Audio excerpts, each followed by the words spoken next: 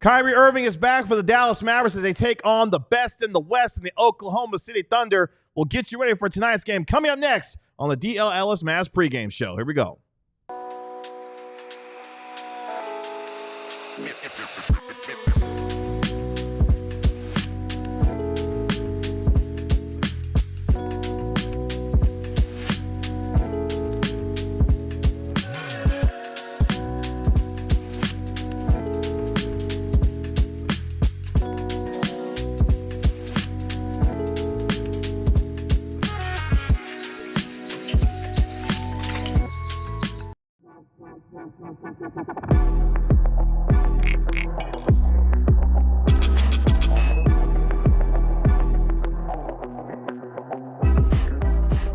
Hey, what's up, DLLS Mavs Nation? It's your man, Kevin Gray, alongside Mavericks analyst Bobby Carella. We are DLLS Mavs, your favorite guys covering your favorite team every single game night at Kevin Gray Sports, at Bobby Carella. If you want to get at us on X, coming up a little bit later on in our pregame show, we'll be joined live from the American Airlines Center by our Mavericks beat writer, Tim Cato. You can find him on X at Tim_Cato. The best in the West in the house tonight as the Oklahoma City Thunder take on your returning to home Dallas Mavericks tonight. Kyrie Irving back for the Mavericks tonight to take on OKC. We'll get you ready for the game over the course of the next half hour. We really appreciate you joining us here on DLLS Sports. Make sure you like, comment, and subscribe while you're here as well. And do for the same for our podcast, wherever you get your podcast for free.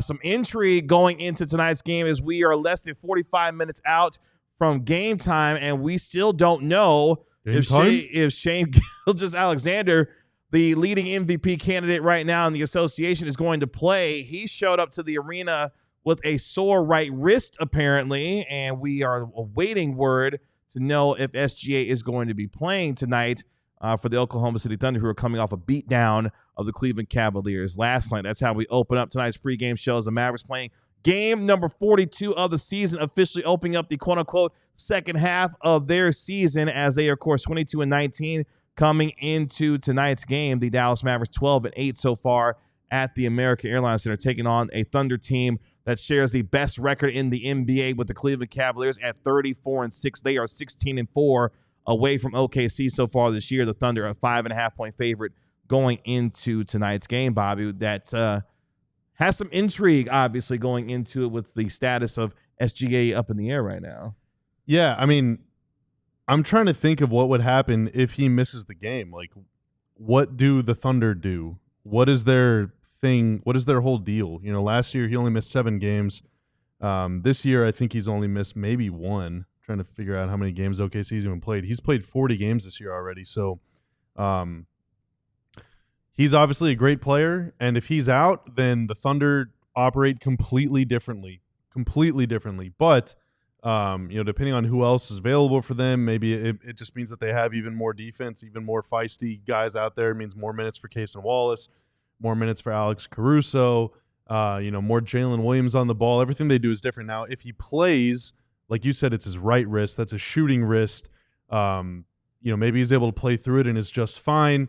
Maybe it means that he's a little more hesitant to take jumpers, which means he might be looking to be more aggressive, or he might become more of a facilitator. And so, you know, as the game unfolds, it'll be interesting to see, you know, what kind of his tendencies are and how the Mavs respond to it. That is if he plays. But if we don't know if he's active or not. It's very strange. Like, this is about as close to a game time decision as I've seen in a long time. Yeah. In the league. Now, we can't bury the lead here, KG, because for like the 47th day in a row, we're wearing the same color shirt. I was like, where is he going with this? I know we've done, this will be our every day. Our 6th consecutive day of shows. But yes, I have like 20 shirts. And we somehow wind up with similar colors on. We're just on the same page. My wardrobe is vast. All right. It contains multitudes. And yet, every single day, we roll snake eyes. I think it's wonderful. Well, maybe it's about time we go to Vegas and try our luck there. Maybe. Let's see what we can do at the tables in Vegas. Let's get to how this game looks and shapes up coming into tonight's action.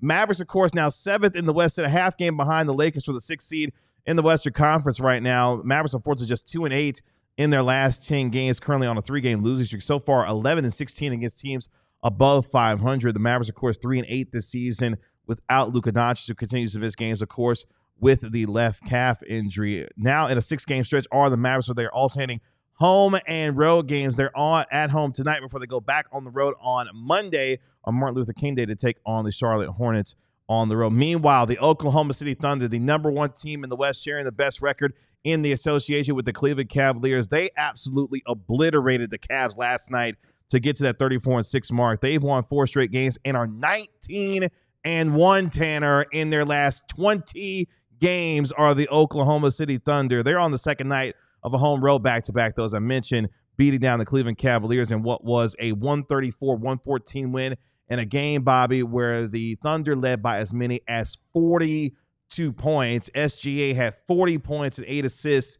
in just 29 minutes of play. They used what was a 22-2 run in the first quarter to put the Cavs away early in that game. So far, OKC this year, 22-5 against teams above 500. My God. Yeah, they're literally beating down everything so far this year. After tonight, they'll begin a 3-game homestand with the Brooklyn Nets coming up on Sunday. That gets us to the scouting report of one Bobby Carella tonight. Dude. As we take 22-5 against teams above 500 is obscene. That's how good the Thunder have been so far. Here's the deal with the Thunder.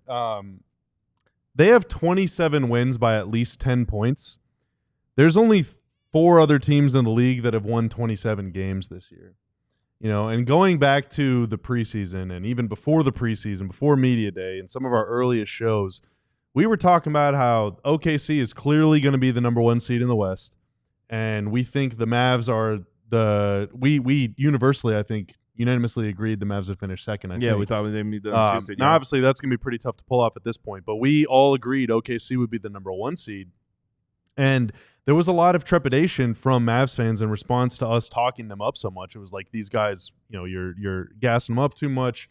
We don't know what it's going to look like. The Mavs are better than them and all that stuff. And now in a series, if both teams are healthy, who knows? We got to see what happens. But throughout the course of the regular season, OKC's system is just so good. They have so much defense. They have so much ball handling, so much playmaking, so much shooting.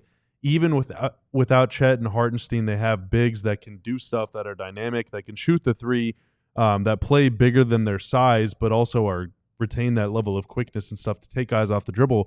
And those are the kind of players, guys like Jalen Williams, not Jalen Williams, but Jalen Williams, like the Pokemon evolution of Jalen Brunson, Jalen Williams, yes, that give Gafford trouble. And tonight without Lively, it's going to be on Gafford, potentially Powell if he gets in there. Certainly Maxey is going to play a lot as well, to be able to find those guys, because what you don't want to have happen is give up your size advantage. The Mavs beat the Thunder with a size advantage in OKC. Mm-hmm. It was incredible. It was one of the weirdest wins of the season, one of the weirdest games I've seen in a long time. The Mavs are not going to be able to do that tonight if the bigs can't find the perimeter guys. You have to be able to rotate effectively. You have to be able to cover a lot of space effectively without giving many things up. Now, any Shea news yet? No, not All yet. Because I have one stat. I have one Shea stat. So Luke actually called this out in the chat already. OKC this season, when Shea is on the floor, plus 18.4 net rating, which is it's truly mind-boggling. Like, that pisses me off. Honestly, it's so good. When Shea is off the floor, 0.1 net rating. So they're neutral. Neutral, basically. Every single other player on the entire team is at least plus 11.4 off. Shea is neutral. So, he is the guy. Now, in my universe for MVP voting or whatever, I think OKC is just way too good and has way too many good players, which almost, I think, eliminates Shea from consideration. But J-Kid is right. J-Kid said that Shea's the best player going right now. I think it's him, Jokic, and Giannis in some order. Shea is unfriggin' believable, man. And, going back to last year's second round, I don't think the OKC Thunder were ready to go on a playoff run. We're ready to beat the Mavs. But I do believe that Shai Gilgeous-Alexander was ready to beat the Mavs. That guy was unreal in that series. Yeah, he was arguably the best player in that series between the Thunder and the Mavericks last year. Obviously, the better team in that case was the Dallas Mavericks. But yeah, SGA leading the NBA in scoring, top 5 in steals. He, for me right now, is the leading MVP candidate. Obviously, Nikola Jokic is putting up unreal numbers for the Denver Nuggets, but SGA playing at an all-NBA MVP-like level. That's who's going to be leading them offensively tonight as they take on the Dallas Mavericks. Meanwhile, the lead story for your Dallas Mavericks tonight, though, is the return of Kyrie Irving. He missed the game, of course, against the Pelicans, but is back tonight again as they take on what is a relentless OKC Thunder defense, the best defense in the league. Kyrie Irving in the game on Tuesday, Bobby, went 30 minutes, went 4 of 18 from the field for 11 points. Jason Kidd saying prior to tonight's game that Kyrie Irving will be on a 30 to 33 minutes restriction. So I ask you, how much does Kyrie Irving have to give? How much does he have in the tank to be able to take on what is a terrific defensive team in the Thunder tonight? It's going to be tough, man. Whenever they were up in OKC, this would have been a month and a half ago-ish, back whenever life was good. Kyrie and Luka both played that game, and OKC did what they did to Kyrie in the playoffs, which is double him, force him to give the ball up. And it was even more manic because Caruso was available. Whenever the Mavs went to OKC earlier this season, Caruso was out that game. Luka was out, but Caruso was out. Well, now Caruso's available. So they got Caruso, Case and Wallace, Jalen Williams can all guard Kyrie. Shea, if he's available, can guard Kyrie. And they got some other guys that can kind of potentially do it. But again, they send doubles. Dort, Aaron Wiggins. They got guys that can do it. So if they are going to be doubling Kyrie all game, it's going to be really, really tough for him to get into any sort of flow on offense. But it does potentially mean that there's going to be driving lanes. There's going to be opportunities to shoot. There's going to be pockets of space around the floor that if the Mavs can cut into, pass into, or dribble into, they can find success on offense. Where that went wrong in OKC a month and a half ago is guys were dribbling it way up here, or bigs were bringing the ball down below their chest, or guys were just dribbling too much, passing very lazily, telegraphing what they were going to do. OKC can cover a lot of space. They're very, very, very good at causing deflections and turnovers and things like that, which can help make up for what they're conceding to you by double teaming. So even though you're open, you still have to you almost have to operate as if you're being like guarded straight up. Like you can't pretend you're open. You can't play as if you're open because you're not. You still have to play with force at all times. And if you can do that, and most importantly, if you can get some stops, turn it in transition, then you can find easy looks. Defensively is where this Thunder team is extremely good. They commit the second fewest turnovers per game, which means they're protecting the ball, but they're also the number 1 steals team in the league as well this year. The number 4 in blocks per game, number 1 in plus minus, and they have the number 1 defensive rating at just 103.0 so far this year. The Mavs and the Thunder, of course, are playing each other for the 3rd time this year as they split the first 2 meetings of the season series. Of course, Dallas got the 121-119 win back on November 17th without lukadoncic, where P.J. Washington, of course, had 27 points and 17 rebounds in that contest. Oklahoma City, of course, got the win back in the second game, winning 118-104 at home.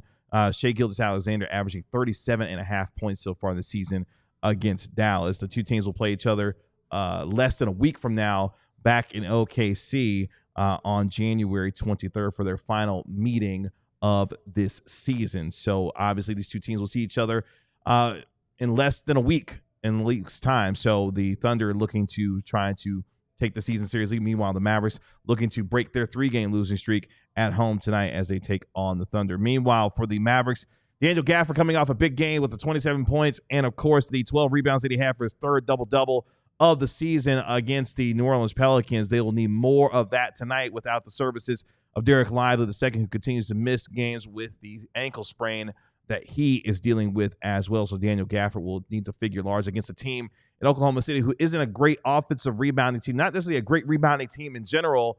Hopefully for Gafford, what he was able to do against the Pelicans can continue to shine through tonight as they take on the Oklahoma City Thunder. I certainly hope so, because I'm banking on it in my my sleeper pick of the night, which we'll get to in just a second. Coming up next year on the DLLS Mavs podcast pregame show. We did a podcast yesterday. Now we're talking about the regular show. This ain't a podcast. No, this is the pregame show. This is battle preparations. That's all right. We'll be joined live from the American Airlines Center by Mavericks beat writer Tim Cato. He'll provide us the latest on the happenings before tonight's game. But before that, let's talk to you a little bit about Sleeper. Yeah, Sleeper. So this is going to be kind of a complicated one, folks, because Sleeper's running a limited time promotion thing where you get a $30 protected pick if you have those funds in your account. So I decided, you know what? Let's throw caution to the wind and have some fun. At the time I made this pick, which is about 5 or 10 minutes ago, there are no Thunder options available because it's unclear whether Shea is going to play or not. So I decided to go Kyrie to score at least 20 points, Daniel Gafford to get a double-double. He easily got that against the Pelicans the other night. So Kyrie for 20, Daniel Gafford for a double-double, and you have to pick players on different teams. You can't just load up on one team. So I decided to go to the Bucks and change Damian Lillard's scoring output to at least 20 points. And thanks to the multiplier, which is times 4.18, my $30 protected pick, which means if I lose, I just get the money back. Okay. But if I win $125.40. Oh, let's go. And you better believe I'm going to eat nice tomorrow. All right? So if you want to be like me, download Sleeper, use promo code DLLS Mavs, play $5, get $55. See the terms of use and conditions and all that stuff available in 25 states. So you can eat good like Bobby Carella. Yeah. I'm getting extra queso tomorrow night if I win tonight. Oh, maybe an extra enchilada. You've been on that pretty much. Oh, I'll get a 4th enchilada. I won't stop at 3. I'll eat 4 enchiladas tomorrow. Big spender. You think I won't? Tell me I won't. You won't. I will, but only if I win. Let's welcome in our Mavericks beat writer. You can find him on X at Tim_Cato, who he, of course, is Tim Cato. Tim, what's going on? Uh-oh. Oh, we can't hear you. Wait a minute. We can't hear you. Tim, you're muted. You're muted. My bad. There we I'm go. Here. Pulling a Shea Mark Stein, Gilgeous-Alexander is available. He's not going to start. Is the latest news from the Wait. Stop right there. That Shea doesn't. Nothing that you said Gilgeous-Alexander makes sense. Wait, SGA is available, but he's not going to start? He is not in the starting lineup. But he's available? Wow. Okay. I do wonder if he doesn't He's not actually play a playing. minute in this game. There's no shot that he's playing. He hasn't come off the bench since his rookie season. That's my gut impression, is that this means it's a soft way of saying he's not playing. They're going to rest him tonight. Yeah. Okay. Maybe but it's like there's nobody else that needs to be active in his place. Yeah. So if he's just active and went through workouts and all that stuff, it's not the end of the world. Yeah, or like if 8 players foul out, then they don't have to forfeit the game. Yeah, I guess so. So. Okay. But That's at the same time, yeah. So I don't think he's playing today. That's I think the so safest who is in the starting assumption. lineup then if Shea's not playing or starting? I'm looking for that right now. That is just really strange that they would decide to go that route. I mean, if you're going to just rest him. I guess. I don't know if it's a Well, I think I'm trying to think back to break glass in case of emergency type thing. I think back in the KP days, there were games whenever he dressed but wouldn't play. I think because for them, for example, Chet's already out, Hartenstein's already out, right? I mean, so it's like, maybe Shea didn't bring a good fit, because his fits are usually pretty good. He's a big fit guy. Yeah. I would assume it's Alex Caruso stepping into the starting lineup. In his place. That demon on defense. The rest of the starting lineup being Dort, Casey Wallace, Jalen Williams, and Jalen Williams.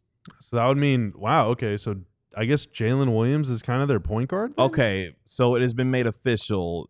Shea Gilgeous-Alexander is being listed as out tonight per the Oklahoma City Thunder. Casey Wallace will be, I'm sorry, not Andrew Wiggins. The other one, Aaron Wiggins, will be starting in his place tonight.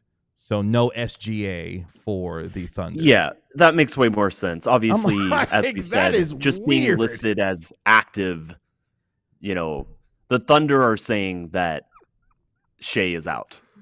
What a even weird if 15 officially minutes. to the NBA's designation, he is active. I'm sorry, but McGurble's comment is just killing me. What happened? We'll put it up there. No, We're not pulling it up. We're not pulling it up. But okay. It's just really, really weird. It's funny though. Oh, okay. I'm sorry. Yeah, I see why. I don't want to derail. I don't want to bog, but it was funny comment. here, I can get us back on track. So Jason Kidd, his main point in the pregame press conference was Daniel Gafford and the fact that Dallas, that Jason Kidd says Dallas needs to get the ball inside to him, needs to get him touches in the interior. And we've seen this before. We've seen Daniel Gafford succeed in these situations. We saw it in a game without Luka, that Dallas won. We have seen it in Daniel Gafford's debut. Now, that doesn't mean this is necessarily an easy matchup. There are advantages he's going to have when he's out there on the court. One thing I remembered a little bit earlier today, do you guys remember? So Daniel Gafford, he gets traded to the Mavericks. He plays 4 games, and then his minutes drop. And his minutes drop in a stretch that they played Indiana, they played Boston, they played Cleveland, they played Philadelphia. And as much as we've talked about how Daniel Gafford does, he has limitations defending in space, and he can struggle when he's going up against players who stretch out to the 3-point line, and really, tax him to both be at the rim but also get back out to them if the ball ends up in their hands. That's something that the coaching staff, that Jason Kidd, they recognized it right away. And so I remember there was a lot of confusion during that stretch. Why isn't Daniel Gafford playing? Why did he only get 6 minutes against Boston? Why did he only play 8 minutes against Cleveland? That's why. That right there is why. And it was something recognized early on. So Jalen Williams, the big one, J Will as they call him, not J Dub. He's going to be he's their starting center, and he can shoot threes. They've also got this kid coming off the bench, I believe on a 10-day contract, Brandon Carlson, who is a 7-footer who they found found is probably a bit strong, but he was in the G League. He can shoot too. He hit 3 threes the other night against the Cavaliers. He was shooting 40% in the G League. So yeah, he was cooking in that first quarter last night. Yeah, he was. So as much as OKC is a team, that isn't going to be as big, it's like Daniel Gafford to be on the court. He has to make sure that the offensive advantages that he has on that end of the court make up for the fact that there is going to be some defensive slippage. Even if he has a great game on that end, I don't think anybody's expecting defensive perfection from Daniel Gafford in his ability to deal with these, stretch fives. The thing is that he has to bring those same advantages to the other end of the court. Especially if the Thunder go small, that applies even more, I think, in a scenario like that, and to make sure that they get a guy on a 10-day or a Jalen Williams who isn't always in their full rotation if they're ever fully healthy. I don't know if Jalen Williams is in their rotation. Just getting those guys to play, players further down their depth chart, that's a win for Dallas if Daniel Gafford can supply that. So. As Jason Kidd said, it's got to be an emphasis. He's got to keep the ball high. We know how good of a defense Oklahoma City is, that they have guards coming from every direction who are going to be trying to get the ball, slap the ball out of his hands. So I think that's going to be a key to this. It's obviously a key to this game, but I think we'll know early on if Daniel Gafford is effective or not. We'll have a good sense of whether this is a game Dallas can succeed, can play in, can potentially get a win against a shayless Thunder team, a win that they very badly need, or whether it's going to be a little bit more, just tougher if not only Lively isn't obviously out there, but Gafford, if he's struggling as well, this is going to be a very tough one to win, even without Shea out there. Let's take a look at the injury report real quick and get you up to date on what's happening there. Isaiah Hartenstein, he is out with the left solar strain. Gilgeous-Alexander has been ruled out for tonight's game with his sore right wrist. Again, SGA going to be missing tonight's game, his first missed game of the season for the Oklahoma City Thunder. Of course, lukadoncic remains out for your Dallas Mavericks with the left calf strain. Derek Lively out again with the right ankle sprain. Dante Exum continues to remain out with his right wrist injury. But Kyrie Irving is available. He's going to be on a minutes restriction between 30 and 33 minutes. So Kyrie Irving is available and good to go for your Mavericks tonight, which gets us to our Mavericks player spotlight on this evening. On Wednesday, we had PJ Washington reemerge a little bit. 14 points, 14 rebounds in in the game. When they play? I'm all out of sorts. Pelicans. The Pelicans, yes. Thank you very much. In his lone game against OKC this year, had 27 points and 17 rebounds in that particular game. Over his last 9 games, averaging 15 points, over 8 rebounds, and 1.3 steals per game. I bring him up, Tim, because PJ usually plays pretty well against Oklahoma City, and hopefully for him, with the activity that he had against the Pelicans, some of that can continue tonight against OKC. Yeah, he's got to keep this going. We've got to have another PJ Oklahoma, on the title card. But yeah, no, there's a lot of focus on him. This has been a team. Obviously, he has shot very well against, and I think the Dallas offense moves a little bit differently. It just looks a little bit differently when he is, confidently taking those catch and shoot threes when they're going in. That's an important part. It's the same story as before. For Dallas to win these games, they're going to have to shoot and make threes. I think that's really important against a defense like this. That's still going to be, very, very hard to play against, even if it's missing its usual big men, missing Shea. The emphasis is going to have to be on, getting those shots up and just having a shooting performance. Obviously, OKC played last night, and if you can get them with a little bit of tired legs and you can hit threes and come right back at them with points. I mean, that I think is the best recipe for Dallas to go snag this game. But yeah, no, super important. And I do think in some ways, PJ is a focal point. We know he's going to have some open shots. Well, you better make him, because he hasn't been making a lot lately. Yeah. Since December 5th, that's more than a month now. I mean, December 5th, he's played 17 games since then. That's almost half the season. He's 38.8% from the field. He's 27.5% on shots from between 5 and 9 feet. That's his little floater turnaround. Mm-hmm. That's 11 for 40. That's a lot of shots and a lot of bricks. He's only 53% on shots inside of 5 feet. He's 44% on shots inside of 8 feet. Like, he's been going through it, man, and that's kind of part of I was raising the alarm back whenever times were good.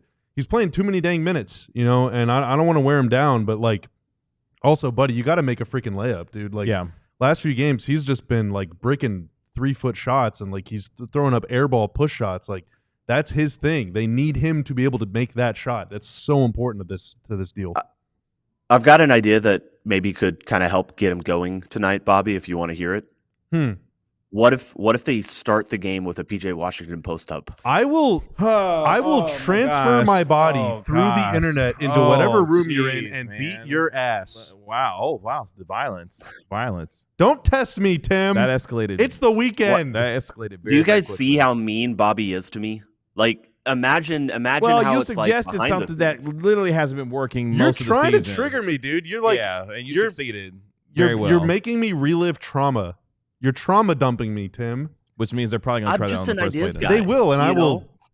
You said PJ Washington you want him to have a good scoring game, and I'm just throwing out ideas about how maybe it could want him to have a good scoring game, which means don't post up.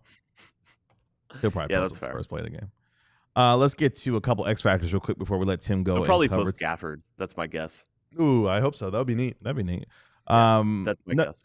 The biggest one for me, and Tim, you started to allude to it, and Bob, you did as well a bit earlier. Against the Thunder, you've got to protect the basketball. This is a team in Oklahoma City this year, #1 in steals per game, #1 in deflections per game, #1 in drawing charges. They're also #1 in loose balls recovered so far this year. And oh, by the way, they're #3 in contested shots per game. This is a demon of a defense to go against. The only reason they're not first in contested shots per game is because they turn teams over so much. I promise, like I'm telling you, that is why. They would also be first in that, but teams don't shoot as often against them because they're turning it over. Yeah, like that's how good this team is, and you've got to value the basketball. The Mavericks have been committing 14.3 turnovers on average per game so far this year. They had 19 in the loss back in December against Oklahoma City. So Daniel Gafford, keep the ball up here, like way up here. Do not bring the ball down. Otherwise, all these guards are going to be slapping at the ball trying to get it out of your hands. But that, to me, is the biggest X factor for tonight's game. Protect the ball, get off to a good start, and let's see what happens as the Mavericks. Crisp passes. Yeah. For the love of God, if you're going to make a skip pass, put some juice on it. If you're going to make an entry pass, get it beyond the guy that's right in front of you. Exactly. Like, I'm trying to enter it in over there. I'm not trying to enter it into KG's hands. Yeah. I know we're wearing the same jersey, but we're not playing for the same team this metaphor. That's very true, because we are playing on the same team for sure. Always here on DLLS Sports. Tim, as always, our intrepid teammate, we appreciate you joining us here on the show. We'll talk to you post-game. Thanks, live Tim. From the American Airlines Center, man. Appreciate it. See y'all then. Bye. That's our Mavericks beat writer, Tim Cato, live from the American Airlines Center. Again, no Shea Gilgeous-Alexander tonight for the Dallas Mavericks. The door has been cracked open for an opportunity for this Mavericks team to win with Kyrie Irving back on the floor. Let's see if they can kick that damn door down and get a win at the American Airlines. So that's right, kick that damn door down. Yeah. We'll be back here 15 minutes after the game is over with our national NBA insider, Mark Stein. Also, our Mavericks beat writer, Tim Cato, live from the American Airlines Center right here on the DLLS Mavs postgame show. That's our Mavericks analyst, Bobby Carella. I'm your host, Kevin Gray. We'll talk to you 15 minutes after the game between the Mavericks and the Oklahoma City Thunder. Appreciate you joining us here on the DLLS Mavs pregame show. We'll talk to you later. Peace. We all silly like the mayor.